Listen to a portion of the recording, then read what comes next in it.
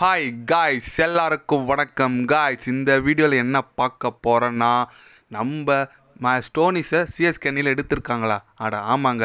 அதை பற்றி என்ன ஏதுன்னு சொல்லிட்டு வீடியோவில் டீட்டெயில்டாக பார்க்கலாம்.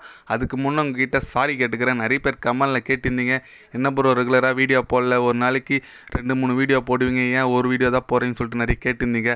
ஆமாங்க, பர்சனலாக கொஞ்சம் வேலை இருந்துச்சு, அதனால் வீடியோ போட முடியல. கண்டிப்பாக இதுக்கு மேலே ரெகுலராக வீடியோ வரும். மறக்காமல் நீங்கள் எல்லா வீடியோ பாருங்கள். ஆமாங்க, நம்ம ஸ்டோனிஸ் பார்த்தீங்கன்னா நல்ல ஒரு ஆல்ரவுண்டருங்க. அவரை டிஎஸ்கேன்னு சொல்லிட்டு வேற ஒரு நாட்டில் ஆடுற லீக்குக்கு நம்ம சென்னை தான் ஸ்பான்சரு. அந்த லீக்கில் ஸ்டோனிஸ் எடுத்திருக்காங்க. ஆமாங்க, டிஎஸ்கேன்னு சொல்லிட்டு அன்னைக்கு. ஏன்னா ஸ்டோனிஸ் பார்த்தீங்கன்னா ஒரு நல்ல ஆல்ரவுண்டரு. அதுவும் நம்ம கிட்ட ஆப்போசிட்டாக ஒரு 100 அடிச்சார் பாருங்க, 124 மேட்ச்சு சென்னை கையில் இருந்து அவர் எல்எஸ்ஜி அன்னைக்கு திருப்பிட்டாருன்னு சொல்லலாம். அந்த அளவுக்கு சூப்பரான ஆல்ரவுண்டர். அதனால் அவர் அந்த அணியில் ஆடுறாரு. இதுக்கு என்ன சம்மந்தம்னு கேட்டிங்களா? ஐபிஎலுக்கும் அவங்கள ஐபிஎல்லே எடுக்கிறதுக்கு சான்ஸ் இருக்குது. கண்டிப்பாக அடுத்து மெகா ஆக்சில் ஸ்டோனிஸை வெளியே விட்டாங்கன்னா சென்னை அணி குறி வைப்பாங்க. ஏன்னு கேட்டிங்கன்னா, இப்போதைக்கு சென்னையில் பிளேயிங் லெவலில் பார்த்தீங்கன்னா ஸ்டோனிஸ்லாம் வந்தாருன்னா சூப்பராக இருக்குங்க. ஏன்னு கேட்டிங்கன்னா, ஒரு 1-1 இறக்கி விட்டாலும் ஆடுற பிளேயர், ஓப்பனிங் இறக்கி விட்டாலும் ஆடுற பிளேயர். அதுவும் சென்னை அணிக்கு 1-1 ரொம்ப வீக்காக இருக்குது.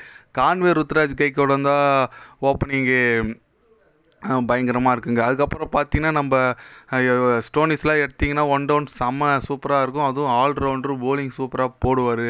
ஸ்டோனிஸை கண்டிப்பாக ஆப்ஷனில் நம்ம சென்னை அணி அவருக்கு குறி வைப்பாங்க நான் எதிர்பார்க்குறேன். ஏன்னா ஒரு டீசெண்டாக ஒரு 2-3 ஓவர் போடுற பிளேயருங்க. செட்டானால் 4 ஓவரும் போடுவார், டெத்துலேயும் போடுவார்.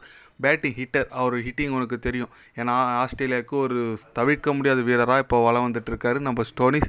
வெயிட் பண்ணி பார்க்கலாம் அது எந்த அளவுக்கு உண்மை, நம்ம எந்த அளவுக்கு அடுத்த மெகா ஆக்ஷனில் நம்ம ஸ்டோனிஸ் எடுப்போம்னு சொல்லிட்டு. ஏன்னு கேட்டிங்கன்னா, தோனி ஒரு அடுத்த ஆண்டு விளையாட மாட்டாரா? அதே நிறைய பேர் கேள்வி இருக்குது. என்னை கேட்டால் தோனி அடுத்த ஆண்டு விளையாடுறது கன்ஃபார்ம் தாங்க. ஏன்னா அவர் ஒரு ப்ராமிஸ் பண்ணியிருக்காரு.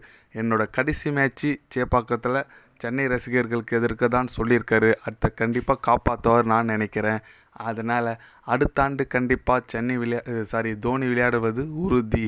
அதனால் தோனிக்கு இவர் விளையாடினார்னா ஸ்டோனிஸ் இன்னும் அவரோட ஸ்கில்ஸ் இம்ப்ரூவ்மெண்ட் ஆகும். கண்டிப்பாக நம்ம பார்க்கலாம் எந்த அளவுக்கு ஸ்டோனிஸ் நம்ம அணிக்கு வருவார் சொல்லிட்டு. எத்தனை பேர்லாம் ஸ்டோனிஸ் நம்ம சென்னை அணிக்கு வரணும்னு நினைக்கிறீங்க சொல்லிட்டு கமெண்ட் பண்ணிட்டு போங்க.